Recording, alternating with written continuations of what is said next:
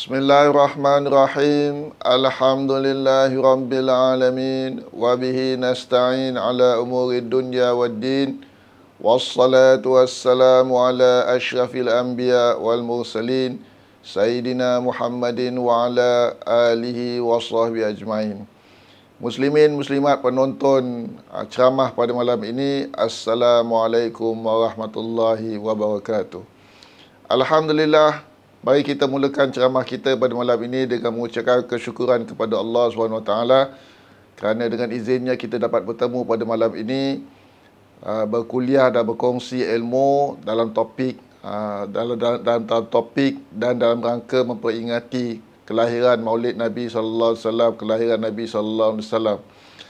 Pertama sekali saya ingin mulakan ceramah saya ini dengan mengucapkan terima kasih kepada pihak penganjur Firdaus yang sudi mengundang saya untuk membuat pengisian pada malam ini.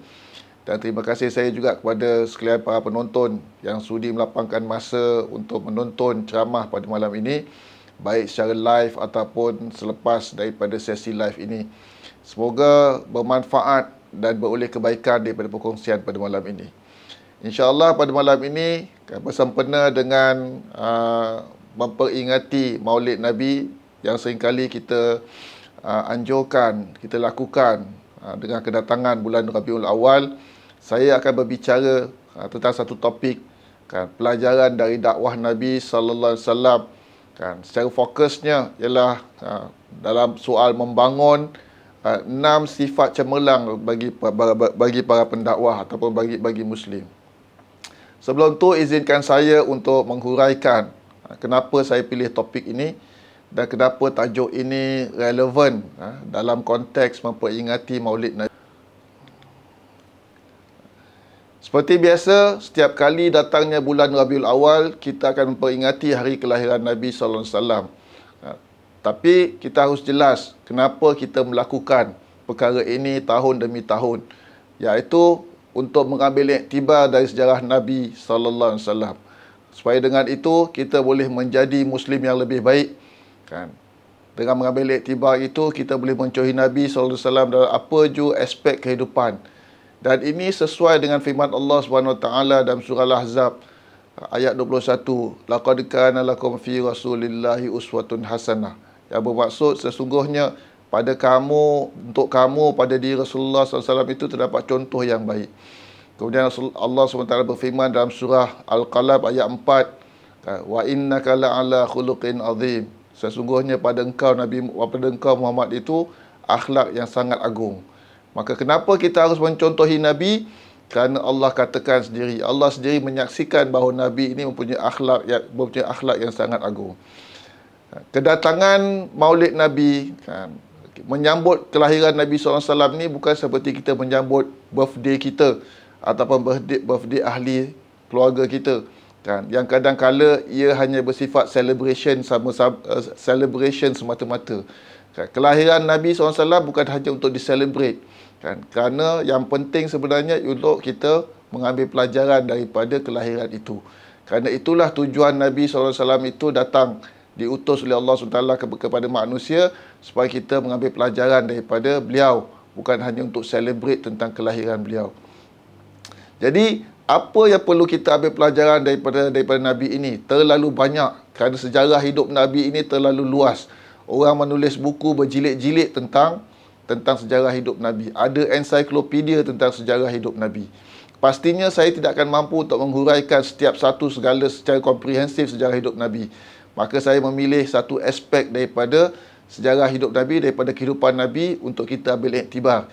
Dan aspek itu ialah aspek dakwah. Kenapa?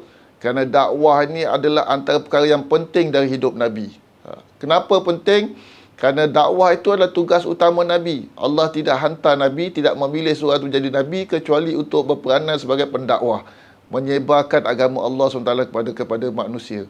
Maka kalau dakwah itu satu sudut utama penting bagi Nabi yang perlu kita ambil iktibar, maka haruslah kita seringkali untuk kita melihat apakah pelajaran yang kita boleh perolehi daripada cara Nabi berdakwah. Jadi fokus ceramah saya pada hari ini ialah akan bincangkan tentang satu aspek penting dari dakwah Nabi.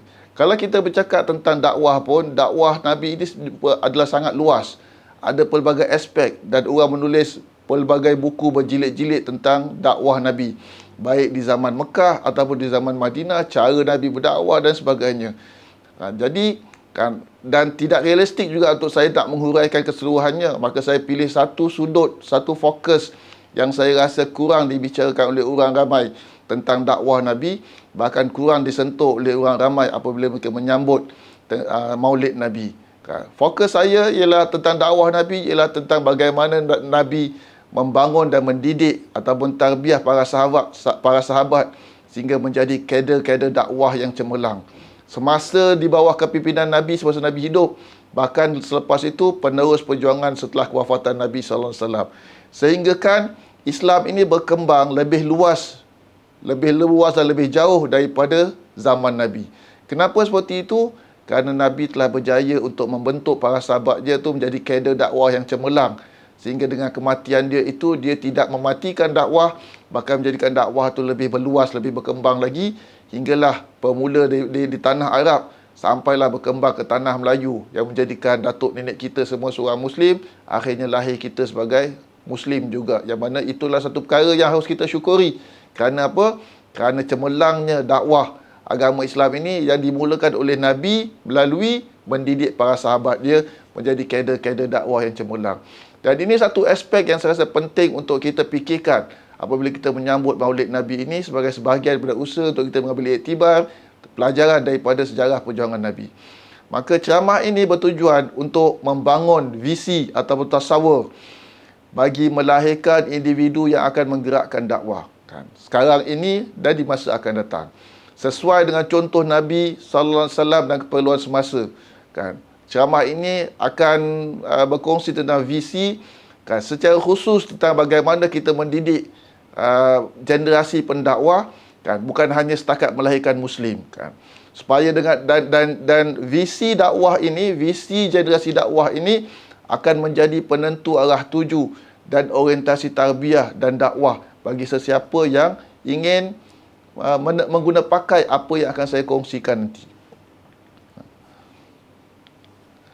Jadi, bagi mereka yang mungkin tidak berkelapangan untuk mendengar ceramah saya yang panjang pada malam ini, saya ingin mencadangkan agar merujuk isi kandungan saya ini dalam bentuk teks dalam artikel yang saya tulis, iaitu 6 Excellent Attributes of Muslim Activists, yang mana linknya itu boleh diperolehi di slide yang saya kongsikan. Pertama, setelah saya menerangkan kenapa saya pilih topik ini, maka kita masuk kepada tajuk utama daripada topik pada malam itu, iaitu tentang bagaimana Rasulullah membangun kader-kader dakwah untuk meneruskan perjuangannya, untuk membawa dakwah ini kepada manusia. Pertama sekali, Rasulullah membina sifat-sifat asasi yang perlu ada. Dan ini sifat asasi ini basic bagi semua orang Muslim. Kerana sebelum kita bercakap dengan sifat cemerlang, baseline dia itu haruslah dijelaskan dahulu. Kerana tak guna kita mempunyai sifat cemerlang kalau sifat baseline dia itu tidak ada. Kerana itu tidak akan memberi kebaikan apa-apa bagi dakwah. Sifat asasi seorang Muslim ini adalah baseline yang mana dengannya seorang itu insya-Allah diterima oleh Allah SWT sebagai seorang Muslim dan akan mendapat syurga di sisi Allah SWT.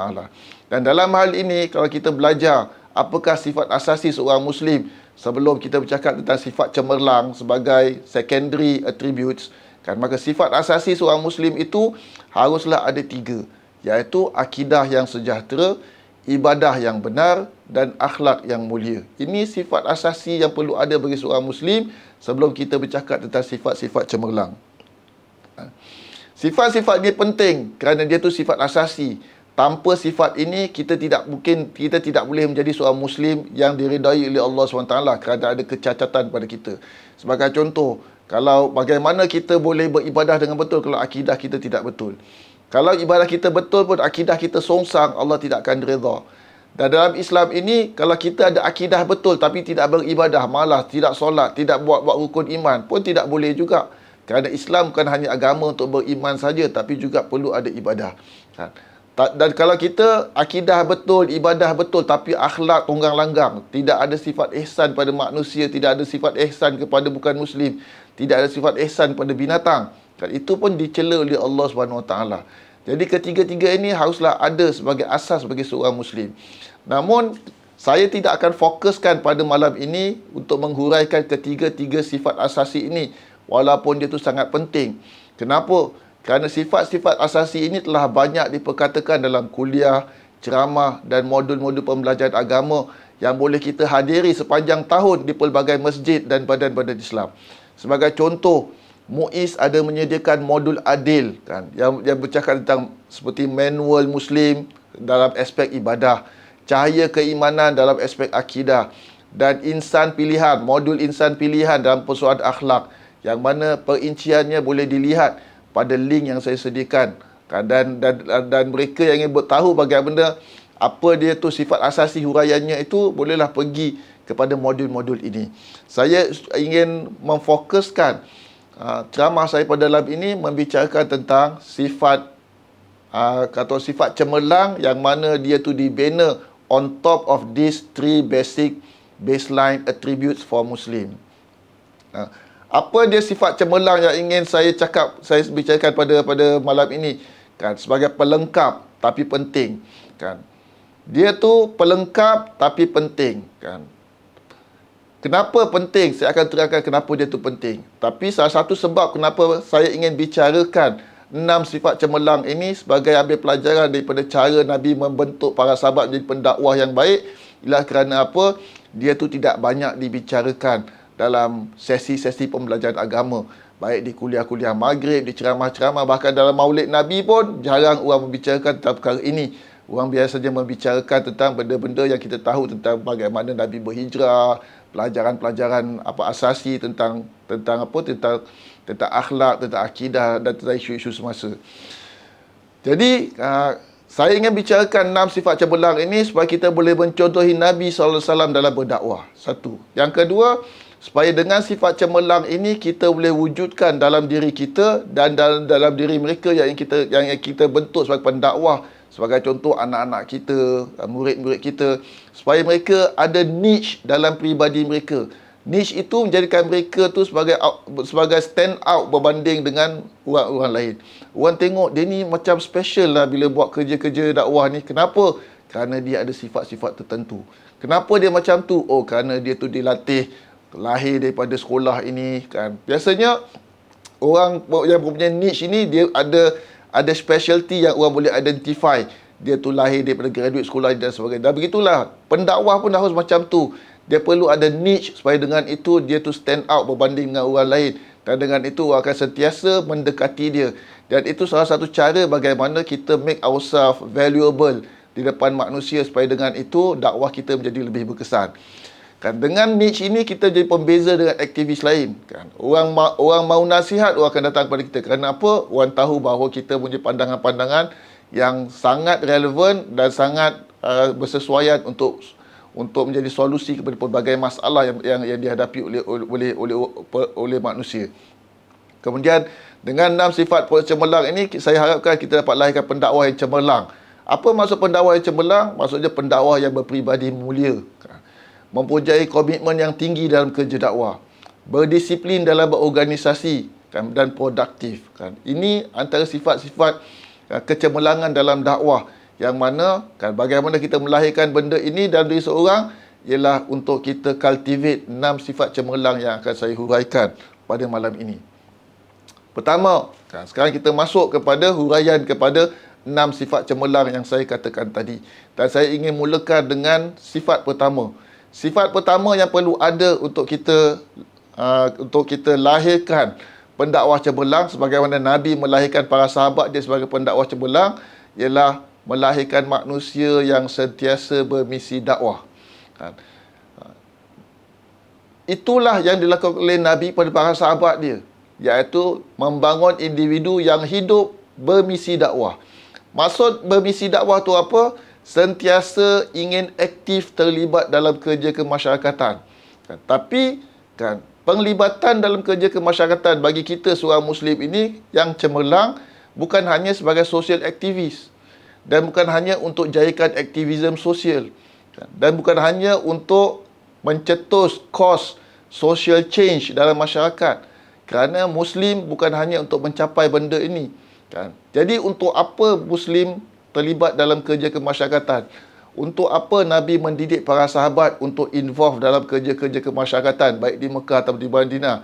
Kerana untuk melakukan misi dakwah. Kita lakukan social activism kita, social change dengan tujuan untuk memenuhi misi dakwah. Dan itu bermula dengan menanam dakwah mindset, dengan menanam misi dakwah dalam minda para sahabat. Apa dia misi dakwah? Bahawa penglibatan kita dalam kerja kemasyarakatan ini first and foremost ialah untuk ajak manusia kepada keindahan cara hidup Islam. Itu yang satu. Yang kedua, kita lakukan sesuai dengan panduan dan contoh dari Nabi SAW. Dan inilah yang membezakan seorang Muslim bila terlibat dalam kerja kemasyarakatan. Inilah yang membezakannya. Kenapa? Sebab itu kalau kita lihat benda ni, ini yang membezakan kita ke dakwah dengan social activism. Social activism, dia tidak kisah kalau misal kata sesuatu masalah tu huraiannya bersifat Islamik ataupun tidak. Kerana bagi mereka, asalkan benda tu boleh selesaikan masalah, tidak Islamik pun tidak mengapa. Sebagai contoh, mungkin menyelesaikan masalah orang yang problem gambling ini bukanlah dengan mengharamkan gambling, bukan didik bergambling, tapi dengan kita mewujudkan gambling-gambling yang halal. Itu mungkin teori, sebahagian daripada social activism punya cara untuk menangani masalah problem gambling dalam masyarakat. Bagi Islam benda itu tidak boleh. Kerana apa? Kita tidak boleh nak menghalalkan sama sekali judi ini, walaupun untuk menangani masalah orang yang ketagihan dalam berjudi. Kita harus cari solusi-solusi lain. Dan mesti ada solusi-solusi lain, huraian-huraian lain. Kerana apa? Kerana Allah dah mengharamkan satu benda, maka satu benda itu tidak mungkin menjadi satu huraian yang boleh kita jadikan sebagai asas untuk membaiki keadaan sosial dalam masyarakat. Dan inilah yang membezakan seorang Muslim itu dengan seorang social aktivis. Kerana apa? Bila dia mempunyai bahawa involvement dia dalam masyarakat itu bukan hanya untuk create social change, tapi juga ialah untuk melakukan dakwah kepada manusia, sebagaimana mencontohi perjuangan Nabi SAW, sesuai dengan kita memperingati Maulid Nabi SAW. Apa hujah pentingnya untuk kita menanam minda bermisi dakwah dalam diri individu Muslim, supaya dengan itu penglibatan kita dalam kerja-kerja sosial dan kemasyarakatan ini bukan hanya sebagai satu social activism, tapi juga adalah untuk tujuan dakwah. Pertama, hujahnya ialah dakwah di sisi agama kita adalah satu kewajipan ke atas setiap Muslim. Dia bukan hanya kewajipan ke atas para Nabi dan bukan juga hanya kewajipan ke atas asatizah.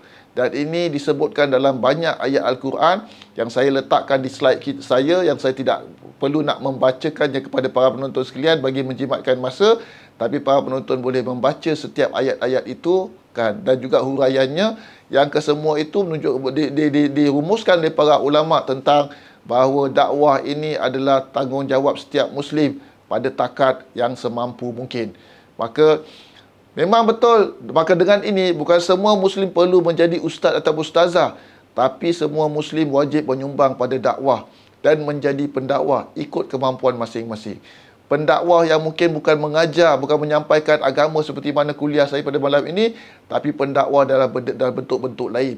Misalnya kata dalam membantu perancangan masjid, dalam menguruskan teknologi dakwah supaya menjawabkan dakwah itu lebih canggih, lebih berkesan, dan macam-macam lagi, yang mana mereka yang bukan asatizah ini boleh menyumbang dalam kerja dakwah walaupun mungkin mereka bukan mendalami dari ilmu agama. Yang kedua, kenapa seorang Muslim itu harus mempunyai minda dakwah dalam kehidupan dia? Kerana kita harus merasakan sebagai seorang Muslim ini bahawa tugas dakwah ni adalah satu kerja yang mulia, satu peranan yang mulia. Kenapa mulia? Kerana dia adalah peranan asasi para anbiya. Maka kita melakukannya artinya kita mencontohi para nabi. Para nabi itu jadi mulia, kenapa? Kerana dia memikul tugas dakwah. Maka kalau kita ingin mulia di mata Allah SWT, logiknya ialah untuk kita mencontohi, memikul apa yang memuliakan para nabi, iaitu melakukan kerja dakwah ini. Kerana dia akan bawa kita pada kemuliaan di mata Allah SWT. Yang ketiga, kenapa seorang Muslim itu perlu dibina dengan minda dakwah, minda yang bervisi dakwah. Kerana dakwah ini adalah wasilah penting bagi mendapat tempat di syurga dan terselamat dari neraka. Dan ini disebut oleh Allah SWT dalam ayat-ayat yang saya letakkan dalam slide untuk dirujukkan. Maka daripada apa yang saya sampaikan itu, kalau kita dapat rumuskan bahawa setiap individu wajib melaksanakan dakwah, maka sepatutnya logiknya juga haruslah bersifat setiap individu mesti dilatih dan dididik menjadi pendakwah yang baik. Maka pendakwah perlu ditarbiah, nurtured. Kerana apa? Kerana pendakwah bukan lahir secara semula jadi. Kita mungkin lahir born as Muslims, tapi kita tidak boleh born sebagai pendakwah. Kita hatta sebagai seorang Muslim pun, we may be born sebagai Muslim, tapi kita perlu dididik, ditarbiah, dieducate oleh ibu bapa kita menjadi seorang Muslim yang baik. Begitulah juga kan pendakwah. Dia tidak wujud dalam diri kita by just kita ni born sebagai seorang Muslim. Dia perlu mold, dididik, dibangun, dilatih, Dan itulah dilakukan oleh Rasulullah SAW kepada para sahabat yang akhirnya mereka tu, setiap sahabat mereka tu ramai menjadi pendakwa-pendakwa yang baik sehingga dapat mengembangkan dakwah Nabi itu lebih luas lagi daripada apa yang dilakukan oleh Nabi itu sendiri. Maka antara sifat yang penting yang perlu ada bagi seorang Muslim yang ingin mempunyai misi dakwah ialah mempunyai pemikiran bahawa menjadi Muslim yang baik bukan hanya seorang yang soleh bagi diri dia, melakukan ibadat yang banyak-banyak, tapi hanya baik untuk diri dia, tapi juga muslih. Muslih itu apa? Muslim yang baik haruslah juga berusaha untuk baiki orang lain melalui proses dakwah dan islah.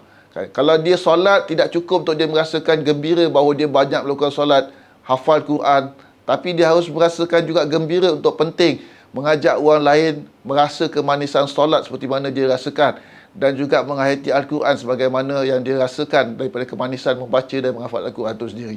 Bukan dia enjoy untuk diri dia sendiri saja. Dan itu bagaimana kita lakukan? Itu hanya boleh kita lakukan kalau kita ingin berdakwah kepada orang lain, mengajak mereka melakukan solat, memahami mereka tentang solat, dan mengajak mereka menghayati dan juga suka dengan Al-Quran. Jadi, kita harus bina dalam diri kita dan dari setiap individu Muslim bahawa Muslim dan dakwah itu berpisah tiada. Ibarat two sides of the same coin. Tidak boleh. Tidak boleh kita jadi seorang Muslim saja tapi bukan seorang pendakwah, bukan seorang da'i. Kita haruslah kedua-duanya sekali. Maka persoalannya ialah bagaimana kita mencapai benda ini. Satu, saya ingin mencadangkan supaya organisasi Islam perlu bangun program pembangunan aktivis dakwah yang sistematik. Supaya dengan itu kita bukan hanya melahirkan Muslim-Muslim yang baik, tapi juga kita melahirkan Muslim baik dan juga aktif ataupun aktivis dakwah dalam masyarakat. Dan organisasi Islam yang mempunyai sistem pembangunan aktif dakwah yang sistematik juga akan bermanfaat dari sudut apa? Kerana dia akan melatih aktivis-aktivis ataupun volunteers yang eventually akan menjadi aktivis pada organisasi Islam itu sendiri. Dan ini diperlukan oleh organisasi Islam. Kerana organisasi Islam tidak boleh hanya bergantung kepada full-time staff. Untuk menjadi satu organisasi Islam yang benar-benar kata-kata ada impact dalam masyarakat, dia harus bergantung kepada volunteers. Dan volunteers ini perlu dilatih, perlu dimold. Bukan hanya dibuka peluang untuk mereka volunteer saja, tapi tidak ada apa-apa usaha untuk mendidik mereka bagaimana mereka itu boleh menjadi pendakwah yang baik. Kemudian di peringkat individu, kita haruslah berusaha untuk menggalakkan individu Muslim bukan hanya sibuk mendatangi dan mempelajari ilmu-ilmu agama Islam yang biasa, tapi mencari masa untuk menghadiri program-program latihan dakwah secara berstruktur. Salah satu caranya ialah lapangkan masa kita untuk baca buku-buku berkaitan dengan kaedah dakwah. Seperti satu buku yang ingin saya cadangkan di sini ialah buku Fikih Dakwah yang telah diterjemahkan dalam bahasa Indonesia oleh Jumaah Amin. Bagi mereka yang boleh baca dalam bahasa Arab, bolehlah baca buku asalnya iaitu Ad-Da'wah Qawaid wa Usul oleh Jumaah Amin yang boleh di-download melalui link yang saya berikan.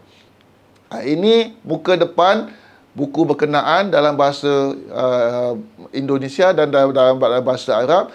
Kan saya sertakan. Kenapa saya pilih buku ini?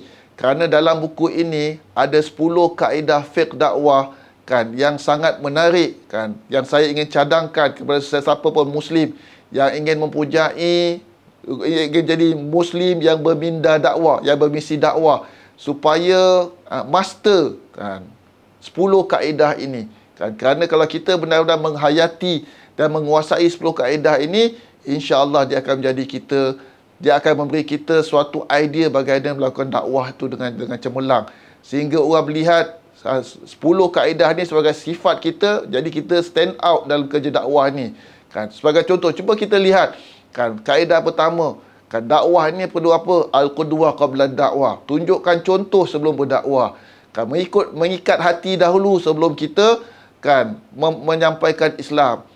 Bertahap-tahap dalam kita menyampaikan Islam. At-taysir la ta'sir. Dakwah ni haruslah mempermudahkan, bukan menyusahkan. Dan dakwah ni haruslah mendidik, bukan memalukan, bukan menghina, bukan mencela, bukan memperli.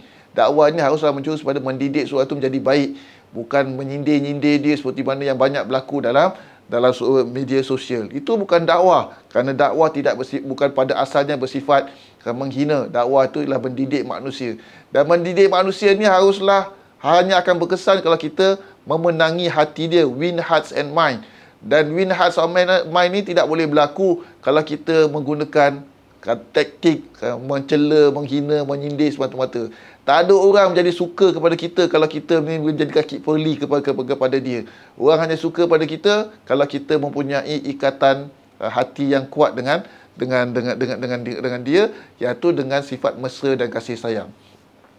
Sekarang saya pergi kepada sifat kedua yang perlu ada kan, untuk menjadikan kita seorang muslim yang cemerlang kan dan seorang aktivis dakwah yang cemerlang.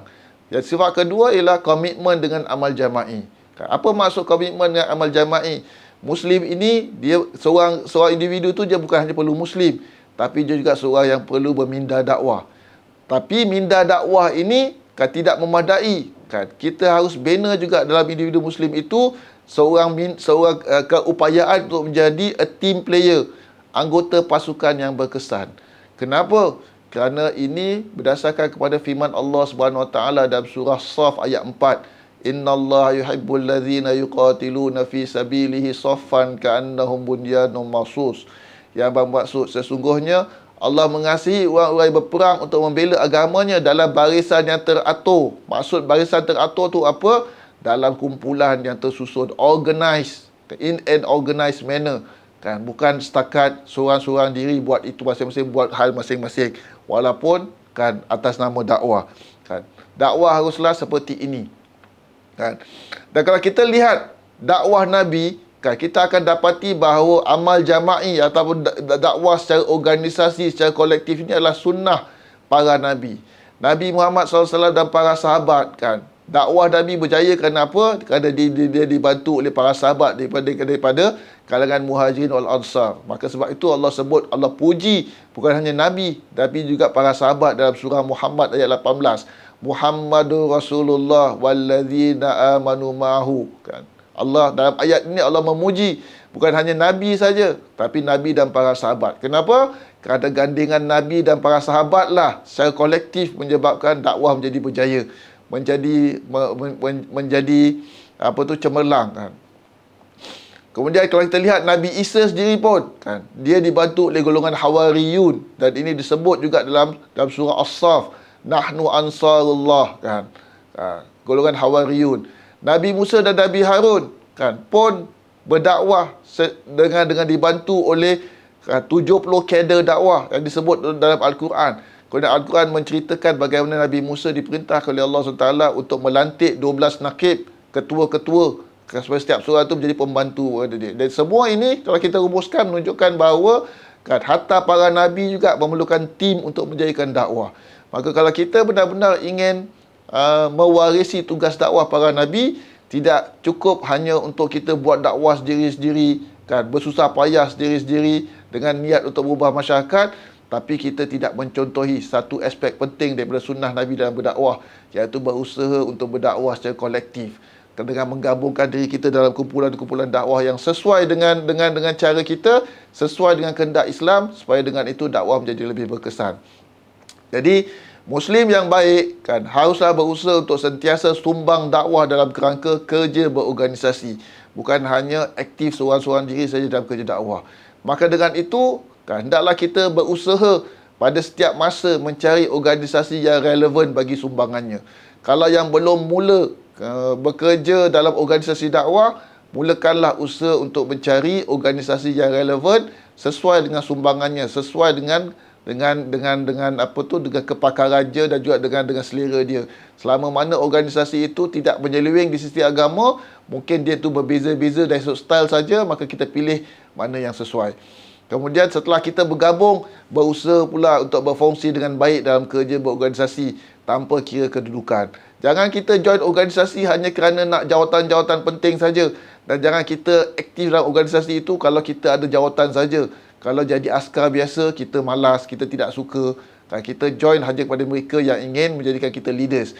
Tidak mengapa kalau kita bermula daripada awal. Kerana apa? Kerana itu juga adalah sebahagian dari proses pentarbihan diri kita. Supaya kita tahu sejak awal lagi, mula daripada bawah lagi, naik ke atas.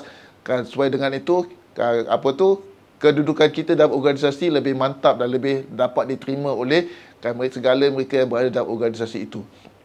Kemudian, bila kita sudah bergabung dalam organisasi, kita cuba berusaha untuk tahu visi, misi, perancangan strategi organisasi itu, supaya dengan itu kita berfungsi dengan lebih berkesan. Lepas itu berdisiplin dengan protokol dan tata kerja organisasi. Jangan jadi umat manusia yang nak join organisasi, tapi di mana organisasi dia sertai akan timbul trouble, akan timbul masalah. Kenapa? Kerana dia susah nak berdisiplin, susah nak ikut protokol, susah nak ikut prosedur. Kerana dia hanya nak ikut cara dia semata-mata. Ini bermasalah. Kalau kita punya attitude seperti ini, memang bermasalah untuk kita dalam kerja organisasi. Tapi kalau kita kerja sendiri-sendiri, senanglah kerja sendiri-sendiri. Kerana apa? Kerja organisasi ini leceh. Nak mesyuarat lah, nak buat keputusan, susah lah dan sebagainya.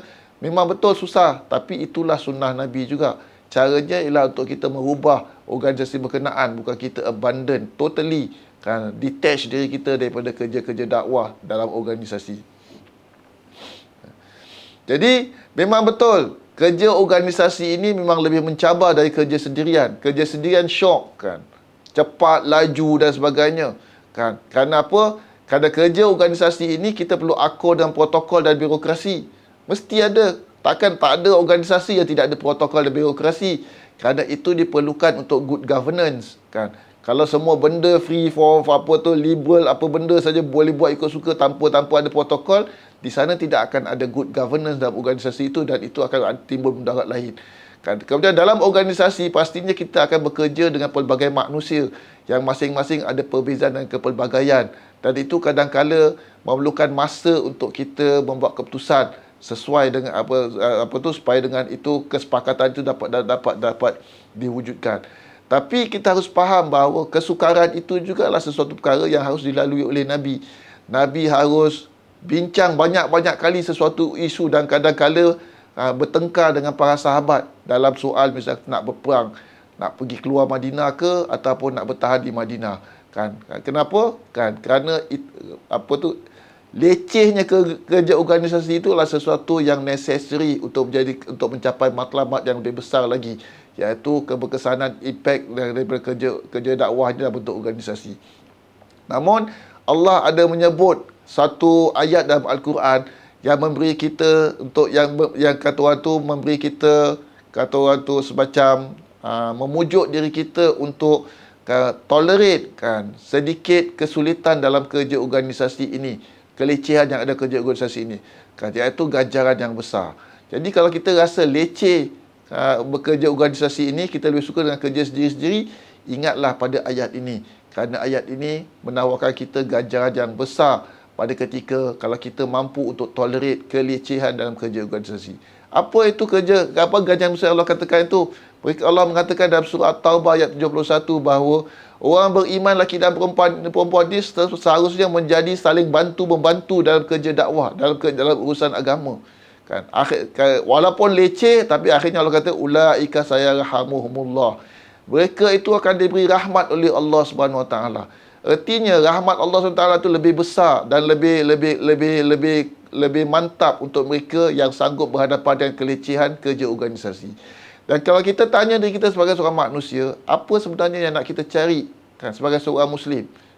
Adakah sesuatu yang lebih besar daripada cinta Allah SWT seperti mana disebut dalam surah As-Saff dan rahmat Allah SWT dalam surah At-Taubah? Pastinya tidak. Kita seorang Muslim, tidak ada yang lebih besar daripada cinta dan rahmat Allah SWT. Namun Al-Quran mengatakan bahawa cinta dan rahmat Allah itu comes with kelecehan dalam kerja organisasi dakwah. Bukan bagi mereka yang hanya ingin cari jalan senang, buat kerja sendiri-sendiri, Lone Ranger kan. Nah, jadi bagaimana ialah usahakan untuk lapangkan masa bagi seorang Muslim itu terlibat dalam badan-badan dakwah seperti Perdaus ke, Pergas ke, ataupun masjid-masjid kan. Daripada setiap masjid itu boleh kita kirakan sebagai badan dakwah tersendiri kan, yang mana kita boleh datang ke masjid, tawarkan diri sebagai volunteer bermula daripada awal kan. Lepas tu bolehlah kita lepas tu after some time naik, sehingga kalau boleh kita pegang pada jawatan-jawatan yang sesuai dengan kepakaran kita. Kemudian kenal pasti organisasi sesuai untuk kita menyumbang kan. Tawarkan diri, jangan tunggu untuk orang pujuk, orang panggil kan, orang invite barulah kita nak tawarkan diri. Anggap bahawa kita menawarkan diri itu bukan kerana kita ni tak terhigi-higi jawatan, tapi kerana apa? Kerana kita ingin menghayati sunnah Nabi yang menganjurkan kita kan untuk menjadi Muslim yang baik itu perlulah kita buat kerja dakwah, dan dakwah itu haruslah diusahakan dalam bentuk yang kolektif. Yang ketiga kan, Muslim yang cemerlang kan haruslah juga sentiasa meningkatkan diri dan amal. Dan ini datang daripada firman Allah SWT dalam surah Al-An'am kan, ayat 132, yang mana Allah SWT berfirman walikullin darajatum mimma amilu, yang bermaksud dan bagi tiap-tiap seorang dari manusia atau jin beberapa darjat tingkatan balasan disebabkan amal baik atau jahat yang mereka telah kerjakan kan. Maksud ayat ni apa? Kan, maksud ayat ni ialah Allah menyediakan, menawarkan pada kita manusia ini pelbagai darjat yang tinggi kan, untuk kita mendekati dia. Darjat yang Allah bagikan ini dia ibarat anak tangga, setiap satu lebih tinggi daripada yang lain, dan semakin tinggi semakin dekat kepada Allah Subhanahu Wa Taala kan. Jadi setiap darjat ini Allah wujudkan bertingkat-tingkat supaya kita climb the ladders to be closer to Allah Subhanahu Wa Taala. Maksudnya apa? Terdapat dalam ayat ni anjuran untuk kita sentiasa berusaha kan, untuk meningkatkan diri kita ke darjat yang lebih tinggi melalui ibadah, melalui constant improvement kan, sama ada qualitatively ataupun quantitatively, supaya dengan itu kita lebih dekat dengan Allah SWT. Inilah maksudnya menjadi seorang Muslim yang cemerlang. Always sentiasa berusaha untuk meningkatkan diri kita dan amal kita kan, tidak statik kan. Dan ini juga sifat yang Nabi SAW tanamkan dalam diri para sahabat untuk kita ambil iktibar. Bagaimana Nabi mendidik para sahabat untuk jadi pendakwah yang baik, ialah untuk make them always berusaha untuk kata waktu memperbaiki diri mereka sendiri. Tidak complacent dengan apa pencapaian mereka, baik dari sudut dunia atau dari sudut keagamaan. Dan Nabi galakkan para sahabat untuk saling berlumba-lumba sama mereka tu mencapai kecemerlangan sebagai seorang Muslim kan. Sebagai contoh, dalam hadis kita akan jumpa cerita bagaimana Saidina Umar dan Saidina Abu Bakar ini sentiasa berlumba-lumba untuk menjadi lebih baik. Kan, dalam satu hadis diceritakan bahawa mereka berlumba-lumba untuk memberi sedekah bagi tentera Islam yang akan pergi berperang di Tabuk. Jadi Saidina Umar ini dia mensedekahkan setengah daripada harta dia. Dia sangka bahawa dengan mensedekahkan setengah daripada harta dia itu, dia akan dapat menjadi lebih baik daripada Abu Bakar. Tapi sebenarnya tidak, kerana Abu Bakar datang kepada Nabi memberi semua harta yang dia ada pada ketika itu kan, di jalan Allah SWT. Kemudian ada hadis lain bagaimana kan, Nabi pernah memuji di depan para sahabat kan, bahawa orang yang baik membaca Al-Quran ini ialah sahabat bernama Ibn Mas'ud kan. Lalu Bila sahabat mendengar pujian Nabi kepada Ibn Mas'ud ini, pada ketika Ibn Mas'ud tidak ada pada majlis itu, kan, Umar dan Abu Bakar ingin menjadi orang pertama, kan, untuk memberitahu, kan, berita ini kepada Ibn Mas'ud. Lalu Saidina Umar pun rasa, oh baik aku cepat-cepat pergi, kan, berjumpa dengan Ibn Mas'ud. Kali ini aku ingin menjadi orang yang pertama kata orang tu mendahului Abu Bakar. Bila dia sampai di rumah Ibn Mas'ud, memberitahu bahawa Nabi ada bercerita, menyebut, memuji dia di masjid pada kelas pagi tadi. Ibn Mas'ud mengatakan apa? Oh, aku dah tahu. Umar kata, daripada kau dah tahu, Abu Bakar tadi datang bagi tahu. Kan? Jadi Umar terlambat lagi, tidak boleh nak mengalahkan Abu Bakar, kan, dalam hal ini, kan. Dan jadi ini satu contoh saja bagaimana para sahabat ini saling berlumba-lumba untuk membaiki diri mereka, make them better from the others, berdasarkan pada healthy competition. Dan ini bukan wujud atas dasar inisiatif mereka sendiri. Kerana apa? Ini wujud daripada didikan daripada Nabi itu sendiri, yang sentiasa menanam pada diri para sahabat itu untuk menjadi lebih baik, kan, lebih baik dari sudut perbandingan pada diri mereka sendiri atau dalam berbandingkan dengan sahabat-sahabat yang lain. Now, kalau kita bercakap tentang peningkatan apa yang nak dipertingkatkan kita dalam diri kita, kan, sebagai seorang Muslim, supaya kita menjadi Muslim yang cemerlang, pendakwah yang cemerlang. Satu, tingkatkan ilmu kita, baik ilmu dunia ataupun ilmu akhirat. Yang kedua, tingkatkan kemahiran kita, kan, kemahiran-kemahiran yang diperlukan, khususnya kemahiran-kemahiran dakwah, kan. Always sentiasa mencari apa skills yang aku perlukan.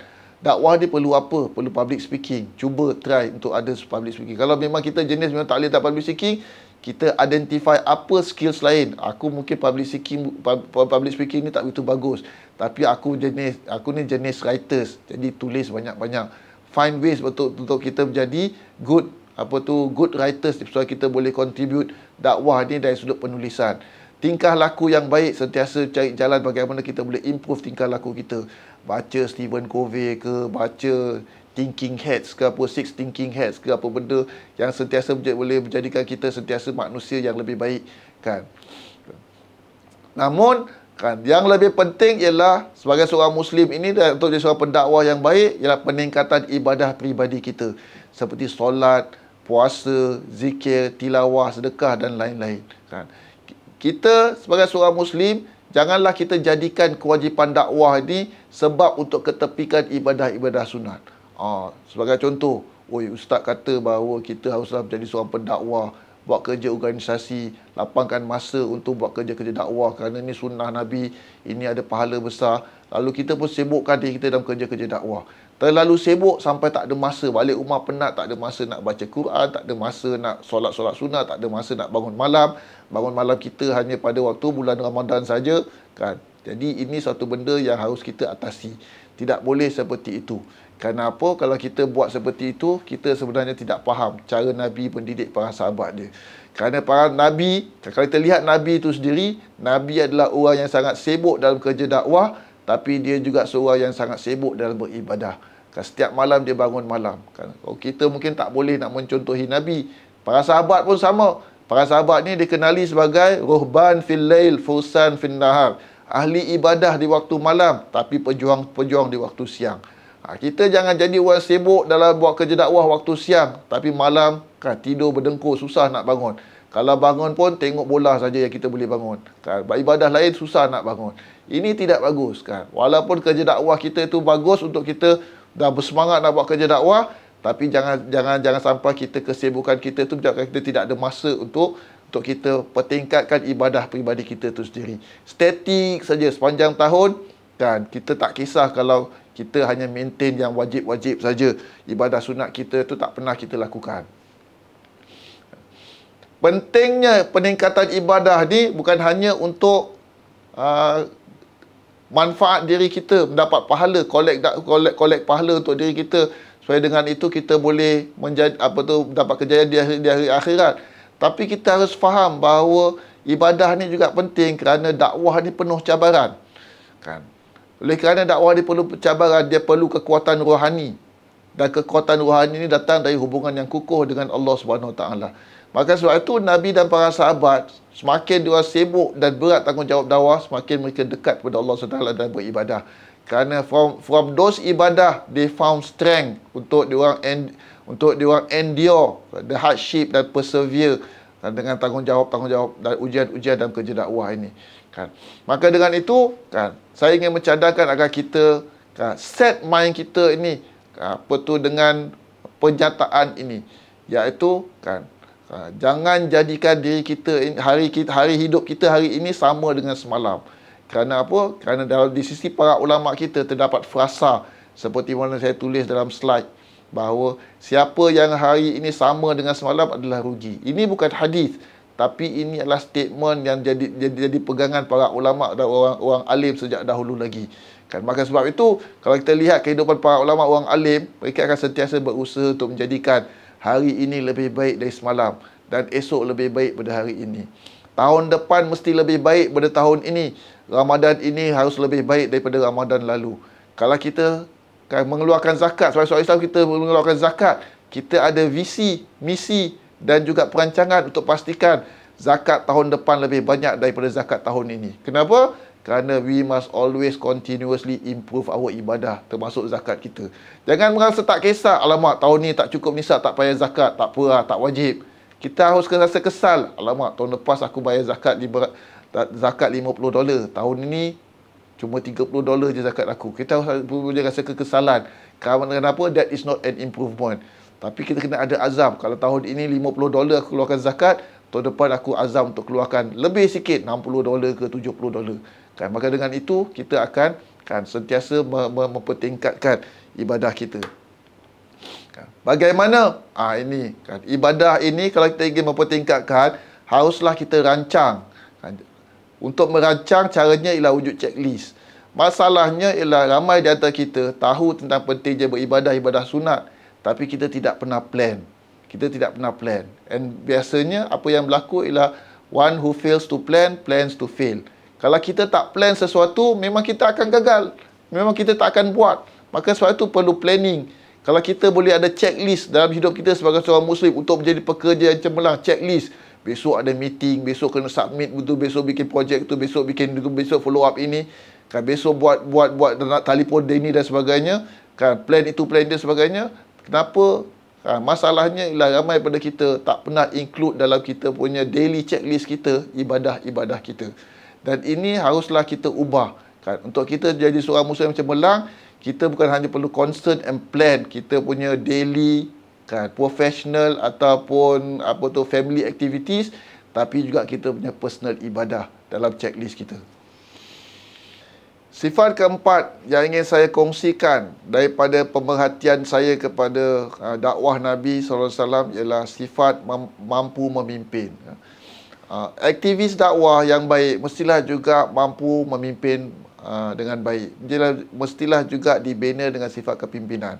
Dan ini boleh kita ambil iktibar daripada firman Allah SWT dalam surah Al-Baqarah ayat 124, yang mana dalam ayat ini Allah berkata kepada Nabi Ibrahim, sesungguhnya aku akan menjadikanmu, iaitu Nabi Ibrahim, imam bagi seluruh manusia atau pemimpin bagi seluruh manusia. Lalu Nabi Ibrahim berdoa kepada Allah, wa min dzurriyyati ya Allah, dan juga aku pohon agar jadikan juga daripada keturunanku pemimpin-pemimpin.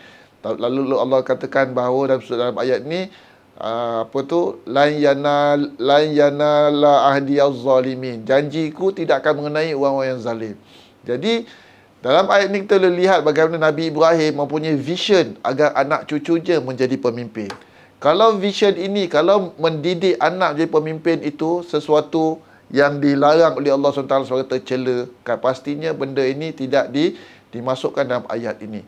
Bila Nabi Ibrahim berdoa kepada Allah SWT agar juga menjadikan anak cucunya sebagai pemimpin, itu bukan hanya setakat doa, tapi juga itu menunjukkan bahawa keinginan dia untuk mendidik, kan, mencari permission pada Allah SWT, bolehkan dia untuk mold keturunan dia sebagai pemimpin. Dan Allah izinkan. Cuma Allah katakan bahawa mereka itu haruslah soleh, bukan zalim. Maka kalau mereka itu zalim, tidak layak mereka itu menjadi pemimpin, walaupun mereka itu mempunyai kualiti pemimpin. Ayat kedua dalam Al-Quran yang boleh kita menjadikan dalil bahawa Islam ini menganjurkan Muslim untuk sentiasa menjadi pemimpin, untuk sentiasa mampu memimpin dan mempunyai visi, kan, untuk menjadi pemimpin yang baik, terutama dalam kerja dakwah. Yang mana dalam surah Al-Furqan ayat 74, Allah memberi kita doa, kan, iaitu Rabbana hablana min azwajina wa dhurriyyatina qurrata a'yun waj'alna lil muttaqina imama. Yang bermaksud, wahai Tuhan kami, bagikanlah kepada kami ini, kan, pasangan-pasangan hidup dan keturunan anak-anak yang menjadi penyejuk hati kami, dan jadikanlah kami ini, kan, kepada golongan orang bertakwa itu sebagai pemimpin dan ikutan. Jadi ini adalah doa yang Allah wariskan dalam Al-Quran kepada kita untuk berdoa.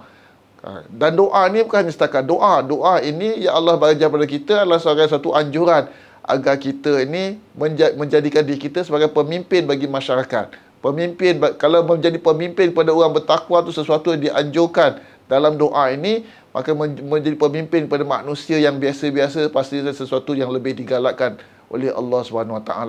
Dan doa ini Allah bagikan, apa jua doa yang Allah berikan kepada kita dalam Al-Quran, dia bukannya setakat untuk kita berdoa saja, tapi adalah suatu anjuran untuk kita, kan, menghayati doa itu dalam bentuk usaha-usaha kita. Kerana itulah konsep doa dalam Islam, iaitu doa bukan hanya kita memohon minta pada Allah untuk mentakdirkan sesuatu, tapi sesuatu yang kita usahakan juga untuk kita memenuhi sebab musabab supaya doa itu dapat dimakbulkan oleh Allah SWT.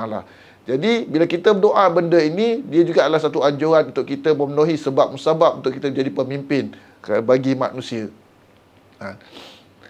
Memang ada, kalau kita baca dalam tradisi ilmu Islam, ada hadis-hadis yang melarang umat Islam untuk kejar kepimpinan dan minta kuasa. Namun kita harus faham bahawa larangan ini tidak bersifat mutlak. Bukan haram secara total, tak boleh sama sekali.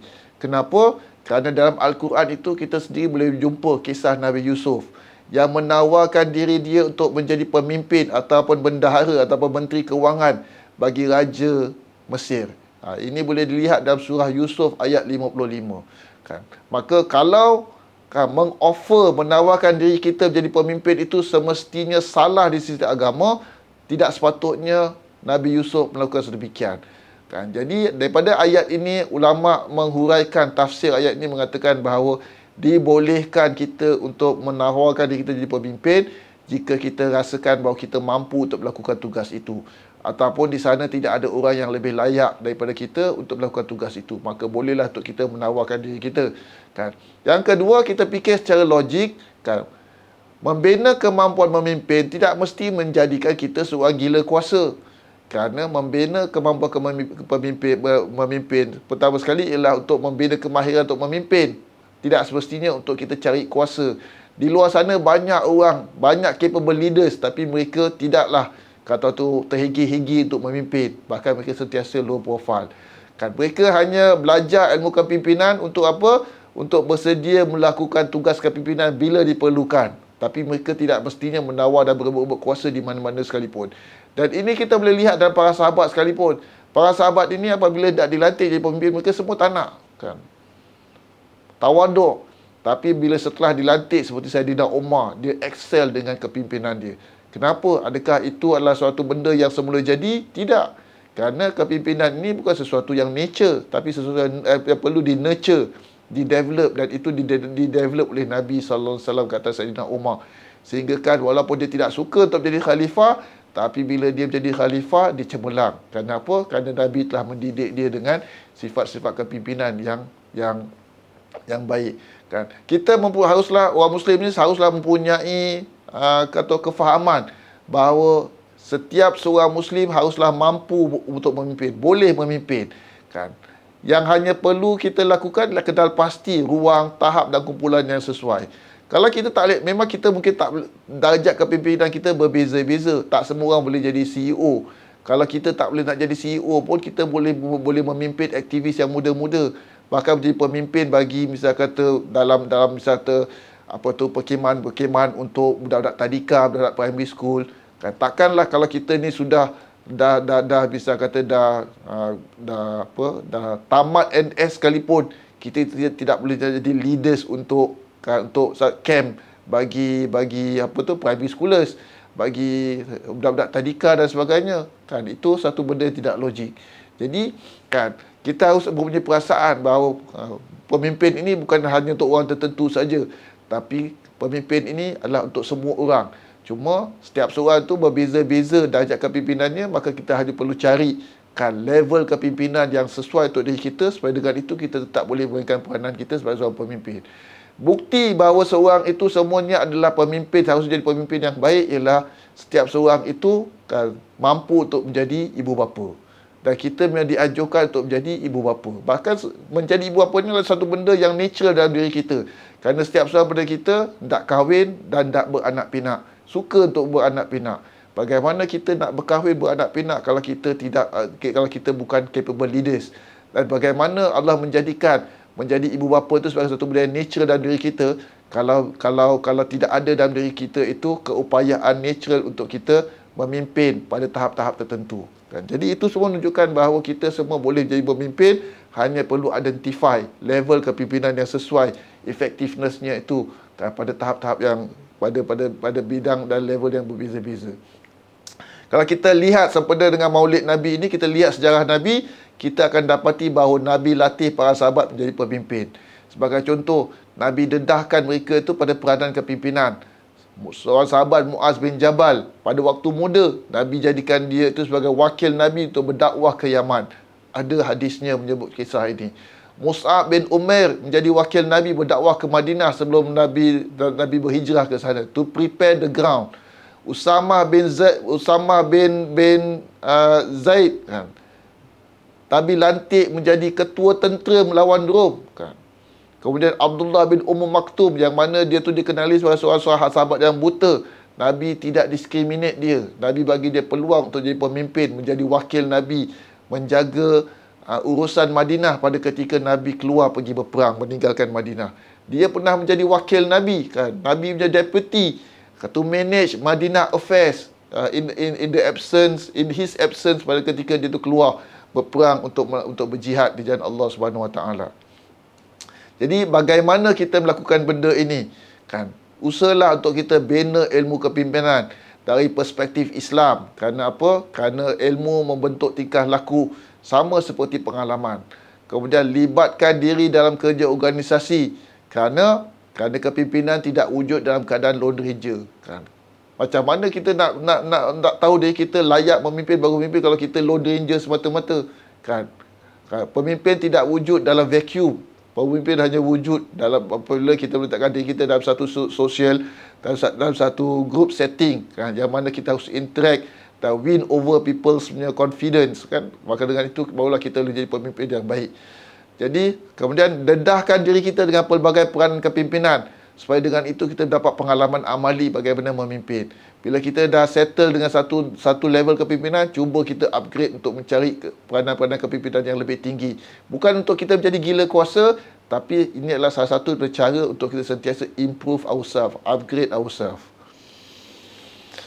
Sifat kelima yang perlu ada kan untuk kita membina diri kita jadi seorang Muslim yang cemerlang dan pendakwah yang cemerlang, ialah untuk kita kan mahir, sentiasa kan equip diri kita dengan menjadi seorang yang mahir, kompeten dan pakar kan. Kerana untuk cemerlang memang kita perlu mahir, kompeten dan pakar. Bukan dalam sebuah bidang, kerana manusia tidak boleh mahir dalam sebuah bidang kan. Kita hanya perlu kuasai bidang tertentu hingga peringkat mahir, kompeten dan pakar. Kenal pasti apa bidang yang kita minat, dan kenal pasti sama ada minat ini relevan dalam kerja dakwah ke tidak. Lepas tu kita make ourselves menjadi very expert dalam bidang itu. Misalnya kata animation, design, communication, public speaking dan sebagainya, writing dan sebagainya kan, pengurusan, investment. Ni semua adalah bidang-bidang yang sangat diperlukan dalam kerja dakwah, bukan hanya dalam ilmu agama kan. Kalau kita bukan seorang yang boleh mampu untuk mendalami ilmu agama, kita boleh kata tu mengenal pasti bidang-bidang ini. Ataupun kalau kita dah tahu kita ada kemahiran-kemahiran tertentu yang memang kadang kita belajar di situ dan kita dilatih seperti itu kan, maka kita lihat bagaimana kemahiran-kemahiran itu boleh kita gunakan untuk kepentingan dakwah dan offer diri kita kepada mereka yang mahukan dan yang berminat untuk kan, untuk memanfaatkan kemahiran kita. Kenapa kita perlu sentiasa membina kemahiran dalam diri kita? Kerana Allah SWT berfirman dalam hadis Nabi, Rasulullah SAW bersabda, Innallaha katabal ihsana ala kulli syai'. Allah mewajibkan ihsan. Ihsan dalam hadis ini bukan bermaksud compassion, tapi excellent. To the extent bahawa Nabi mengatakan, jika kamu hendak menyembelih binatang, sembelihlah dengan cara yang paling baik. Maksudnya apa? Kan, menyembelih binatang untuk membunuh binatang tu bagi tujuan apa tu makan pun kan, Rasulullah suruh lakukan dengan cara yang terbaik. Bagaimana? Pastikan bahawa pisau kita tu tajam supaya efisien kan. Kemudian Rasulullah bersabda kan, apa tu dalam hadis lain bahawa innallaha yuhibbu abdan idza amila an yutqina. Apabila Allah suka pada seorang hamba itu, bila dia melaksanakan kerja, dia sentiasa memperelokkan kerja-kerja. Tekun. Dalam bahasa Inggerisnya, meticulous. Kan? Being meticulous ni is very Islamic. Kerana apa? Kerana dia melambangkan ketekunan kita. Dan ketekunan kita itu melambangkan penghayatan bahawa kita ingin excel dalam suatu perkara. Maka sebab itu kita must be meticulous dalam kerja-kerja kita. Dalam tingkah laku kita. Maka bagaimana? Kan? Dalam hal ini kita boleh kenal pasti bidang-bidang kemahiran, ilmu, teknologi dan traits yang relevan bagi dakwah. Kan? Supaya dengan itu, kita bukan hanya equip diri kita dengan ilmu dan kemahiran yang kita shock sendiri saja. Tapi belum ada relevannya dalam kerja dakwah. Dan kita tidak tahu bagaimana untuk apply dalam konteks dakwah di Singapura ini. Kemudian kuasai kemahiran ilmu dan teknologi yang relevan itu kan, sesuai dengan minat dan kemampuan diri kita. Kemudian kita harus sentiasa awas akan persekitaran dan perubahan semasa yang beri kesan pada ilmu, kemahiran, teknologi dan traits pada diri kita. Kalau kita rasa diri kita ini sudah mempunyai kemahiran tertentu dan sangat dihargai oleh orang, jangan complacent. Always sentiasa check. Kalau misal kata kan, di masa akan datang, apa yang kita kuasai pada hari ini mungkin sudah tidak lagi kan berguna untuk kerja dakwah, sudah menjadi obsolete. Kan? Kerana apa? Kerana setiap ilmu kemahiran ini pastinya ada expiry date dia kerana perubahan-perubahan masa.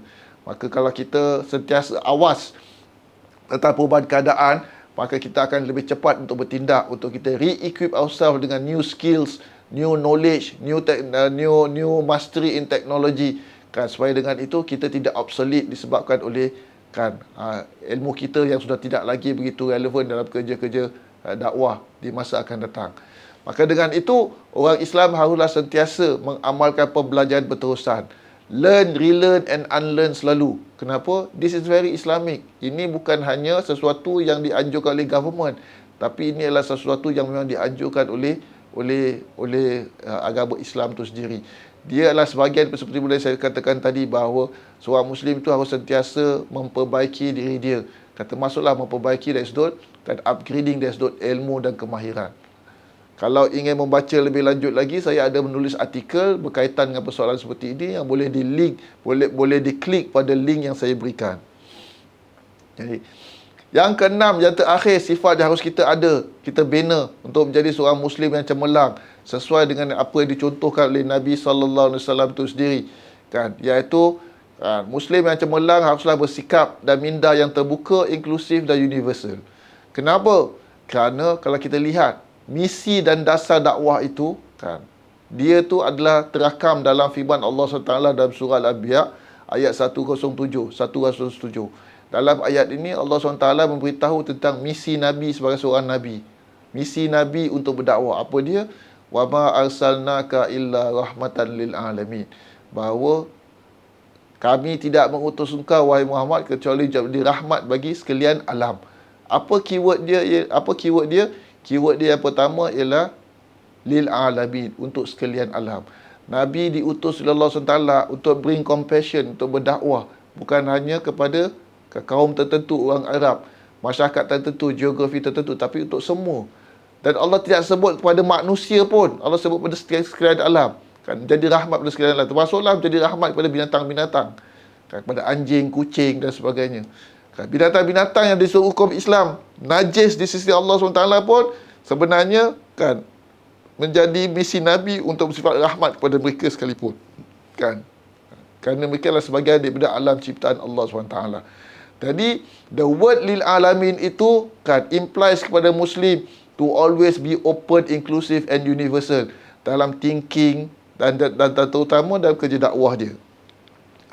Maka dalam ayat-ayat ini mengajar kita dua prinsip, bahawa dakwah itu adalah untuk membawa rahmat, dan rahmat itu haruslah untuk semua. Apa maksud untuk semua? Untuk semua itu tidak terbatas pada bangsa atau tempat tertentu. Kan? Bahkan untuk semua itu haruslah melampaui manusia, iaitu haiwan dan alam sekitar. Maka seorang termasuk dalam kerja dakwah ini ialah isu-isu environmental, isu-isu climate change. Kerana ini adalah sebahagian daripada rahmatan lil alamin. Kan? Dan ini idea tentang being inclusive, open and universal ini sesuatu yang sangat relevan dalam konteks Singapura. Terutama dalam dakwah dalam konteks Singapura. Kerana kita di Singapura, kita hidup dalam masyarakat majmuk. Kan? Yang kata orang tu pelbagai dari sudut kan, etnisiti, etnik, kaum dan juga dari sudut agama. Kan? Bahkan di kalangan orang Islam di Singapura sekalipun, kan, masyarakat Islam di Singapura sekalipun sudah sudah agak majmuk. Walaupun masih lagi didominasi oleh orang Melayu, tapi realitinya in statistik, kan, masyarakat Singapura, masyarakat Islam di Singapura ini adalah sudah menjadi lebih daripada masyarakat Melayu. Kerana kita ada thousands of Muslim daripada Bangladesh.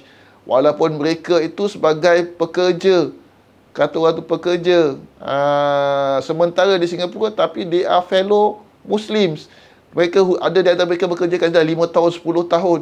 Sebagai fellow Muslims duduk di Singapura, mereka ada hak untuk didakwah, ada hak for religious guidance, ada hak for religious services.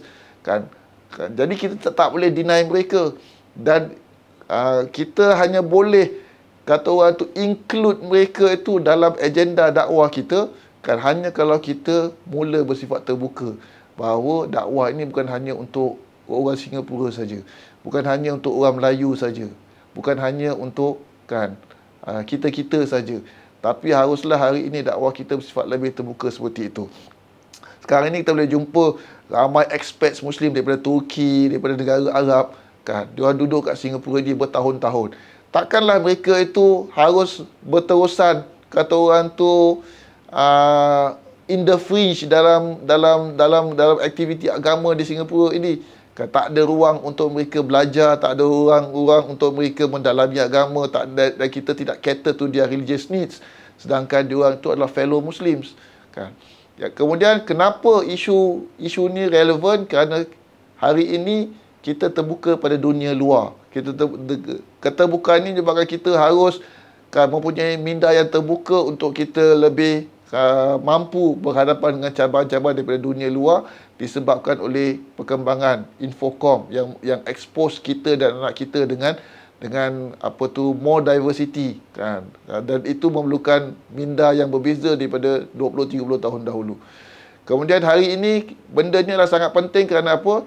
Kerana kita di Singapura ini, kita sudah terlalu terbiasa dengan hakikat bahawa Islam ini didominasi oleh kaum Melayu, kan, masyarakat Muslim. Kan. Maka dengan itu kita sikit sebanyak terpengaruh. Kan. Ini mempengaruhi cara kita memahami Islam dan disampaikan. Kan. Sehingga kadang-kadang kita merasakan bahawa kan, bila kita dah terbiasa, kan, every time bila kita cakap tentang Islam, kita cenderung untuk cakap tentang Islam from the perspective of the dominant community orang Melayu. Kita lupa bahawa di luar sana ada orang Bangladesh yang kata orang tu rasa macam terasing dalam apa jua kata orang tu wacana Islam ataupun apa tu dakwah-dakwah yang ada dekat Singapura ini. Kan, begitu juga dengan expat yang daripada negara-negara lain yang mana mereka juga adalah Muslim. Jadi bagaimana kita ingin menjadikan diri kita sebagai inklusif, supaya kita tu cemerlang dalam sebagai seorang Muslim dan juga dalam kerja dakwah kita. Kita harus berusaha untuk memanifestasikan keterbukaan kita ini dalam 4 peringkat, terutama dalam kerja dakwah kita. Pertama, mampu jalin hubungan dengan bukan Muslim sebagai rakan dan penerimaan manfaat dalam kerja kemasyarakatan, sebagai rakan kerja. Kan? Atas dasar apa? Islam mengajukan kita untuk bertolong-tolong dalam kebaikan. Wa ta'awanu 'alal birri wat taqwa. Tak kira walaupun bertolong-tolong dengan non-Muslim. Kan? Ini sebenarnya dibenarkan oleh Islam. Bahkan Nabi, kalau kita lihat dalam sejarah dakwah Nabi bikin alliance dengan non-Muslim seperti mana dalam perjanjian Madinah, bersama-sama dengan non-Muslim. Kan? Jadi kenapa kita, kalau di sana ada common good, misalkan dalam isu-isu LGBT, dalam isu-isu masalah sosial, yang mana kita ada persamaan dengan pemeluk agama lain, Kristian, Buddha dan sebagainya. Kenapa kita tidak mahu bekerjasama dan harus melihat bahawa masalah ini harus ditangani oleh kita sahaja? Kemudian yang kedua, keterbukaan kita haruslah, dan kerja dakwah ini haruslah menjadikan kita misalkan terbuka untuk accept bahawa non-Muslim entitled to be beneficiaries of our religious services or our social services. Kenapa mesti kalau dakwah itu untuk rahmatan lil alamin, kenapa aktiviti kita itu hanya untuk orang Islam saja? Tidak boleh kita benarkan non-Muslim to benefit daripada aktiviti kita, kan? Misal kata kalau diorang datang, kan, kenapa misal kata kita punya social service kita, kan, always hanya cater pada Muslim saja, the poor Muslim.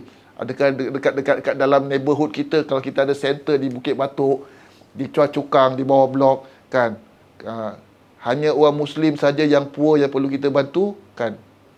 Mengapa tidak kita extend kepada misal kata nenek-nenek Cina yang kutip ting-ting kosong ke cardboard ke apa, dan kita incorporate diorang dalam kerja, dalam kita punya kata tu social social service kita.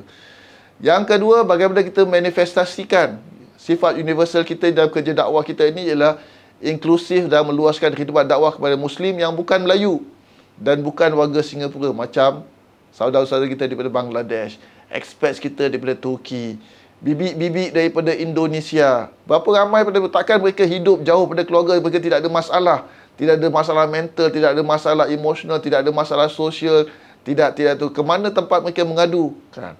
Hari ini kalau kita lihat, kan, hanya segelintir saja badan-badan Islam yang mungkin terbuka pada mereka, sedangkan kita mempunyai ratusan badan-badan Islam, kan? Kenapa tidak kita mempunyai agenda untuk kita incorporate golongan-golongan ini, bahawa dakwah kita ni go beyond Singaporean Muslim, Malay, tapi juga kepada Muslim non-Singaporean tapi duduk di Singapura ini bersama-sama dengan kita, seperti bibik-bibik pada Indonesia, pelajar-pelajar daripada luar negeri. Jadi NTU, saya bekerja di NTU, ramai pelajar-pelajar daripada Indonesia dan juga daripada negara Islam yang lain, yang mana mereka harus duduk sama mereka untuk menghidupkan agama mereka, seolah-olah tidak ada badan Islam yang mengambil peduli tentang kesejahteraan agama mereka. Yang ketiga, kita boleh mendekati kumpulan-kumpulan sasaran yang masih terpinggir dalam usaha dakwah seperti golongan OKU, orang kurang upaya. Kalau kita bercakap tentang inklusif, rahmatan lil alamin itu hanya bukan kepada ordinary people. What about the disabled? Kan? Kalau kita lihat hari ini, kan, ceramah-ceramah kita masih lagi tidak memanfaatkan sign language, kan? Sehingga dengan itu saudara kita yang mungkin tidak dapat mendengar, kan, menjadi kurang bermanfaat. Masjid-masjid kita tidak mempunyai braille Al-Quran untuk orang buta datang, kan? Kerana orang buta kalau datang, kan, nak baca Al-Quran tak boleh, kan, tiap ada masjid.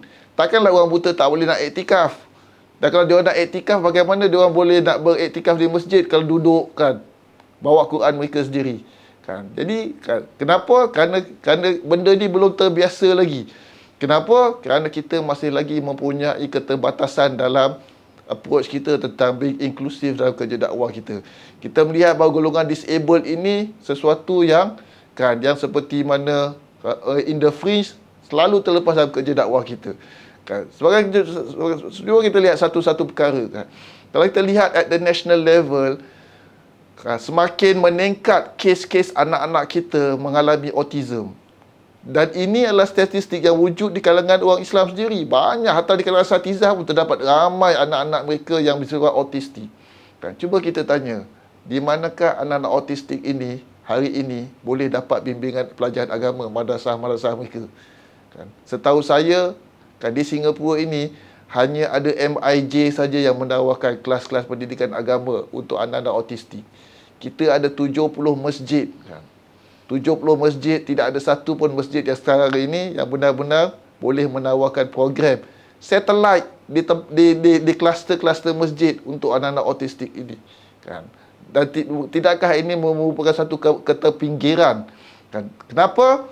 Kerana kita belum lagi mempunyai sifat inklusif dalam kerja dakwah kita. Mereka ini masih lagi dalam pinggiran, kan? Dan kita harus ubah seperti ini, menterjemahkan rahmat. Kemudian yang keempat, bagaimana bersifat inklusif, menterjemahkan rahmat ke alam haiwan dan sekitar, Kan? Ini pun kita masih neglected. Kita tidak melihat benda-benda ini sebagai relevan dalam kerja dakwah kita. Kita serahkan benda ini kepada environmentalist, kepada green activist untuk melakukannya. Tapi mereka melakukannya tidak semestinya compatible dengan values kita sebagai seorang Muslim. Orang Islam kan harus menceburi bidang ini kerana apa? Supaya dengan itu kita boleh menyumbang sendiri memberi sumbangan sesuai dengan values Islam itu sendiri dalam aktiviti kesejahteraan alam sekitar, termasuk misalnya haiwan dan alam sekitar kan. Janganlah jadi satu masjid yang tidak bersifat friendly kan, kepada binatang pun kan, sampai kucing pun takut untuk masuk ke dalam masjid kita, sedangkan tidak sepatutnya seperti itu kan. Masjid Nabi itu dihadiri didatangi oleh haiwan-haiwan kerana apa? Kerana Rasulullah menunjukkan dalam masjid itu, memanifestasikan dalam masjid itu rahmatan lil alamin. Kan, maka sebab itulah para sahabat bawa kucing. Kan, ada sahabat-sahabat terkenal mereka hidup dengan kucing kat dalam masjid. Kan, dan ada hadis yang sahih kan, dalam tu bagaimana kadang-kala kerana sifat terbukanya masjid Nabi itu, kadang-kala ada anjing lari berkeliaran kat dalam masjid. Bukan maksud saya kira benarkan open anjing masuk ke dalam masjid, tak ada apa. Tapi kan, mengambil iktibar bahawa betapa di zaman Nabi itu sifat rahmat lil alamin itu applies bukan hanya kepada manusia, hatta kepada haiwan sekalipun, sehingga kan haiwan pun mesra dengan masjid. Ada tempat di ruang-ruang masjid kita.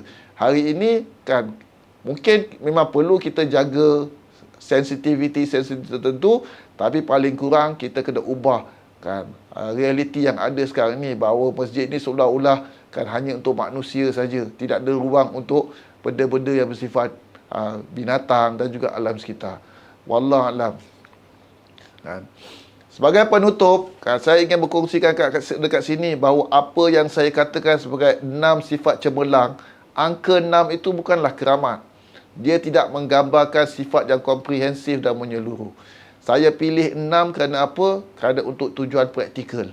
Supaya dengan itu mudah disampaikan, mudah diingat dan senang untuk diamalkan. Saya pasti bahawa Islam mempunyai banyak sifat-sifat cemerlang yang lain yang dianjurkan kita untuk membina dalam diri kita. Dan bahkan Nabi juga dalam sejarah perjuangan dia itu mendidik para sahabat dengan banyak sifat-sifat lain. Kan? Tapi apakah sifat-sifat lain itu? Kan, saya tidak boleh nak cover keseluruhannya dalam ceramah bersifat 1 jam. Kan, jadi saya hanya hadkan daripada 6 yang saya rasa penting dan praktikal untuk kita ingat dan kita amalkan. Namun saya ingin tutup ceramah saya ini dengan pesanan bahawa kan, di peringkat individu janganlah kita berhenti dari mencari nilai-nilai lain bagi terus membangun diri kita. Dan dalam kita mencari-cari itu, jangan pula kita hanya rujuk sumber-sumber agama saja. Boleh juga baca, misalnya baca Stephen Covey ke, baca Fukuyama ke, baca apa ke, asal saja kita tahu untuk menyaring kan mana yang baik dan mana yang salah. Kerana apa? Allah SWT berfirman dalam Al-Quran, yu'til hikmata man yasha. Allah bagi hikmah, wisdom itu kepada sesiapa saja yang dia tahu, yang dia mahu. Dan sesiapa saja yang Allah mahu itu, kita lihat dalam dunia realiti, tidak limited kepada orang Islam saja. Maka sebab itu telah sabit di kalangan dalam tradisi para ulama kita bahawa kita dianjurkan untuk mencari ilmu walaupun ke negeri China. Kenapa mesti negeri China? Sedangkan China itu pada ketika ulama menyampaikan kata-kata ini adalah suatu tamadun bukan Islam. Itu menunjukkan bahawa para ulama kita menghayati apa yang ada dalam Al-Quran, iaitu dalam mencari ilmu ini tidak hanya terbatas pada orang Islam saja dan tidak hanya terbatas pada sumber-sumber agama saja.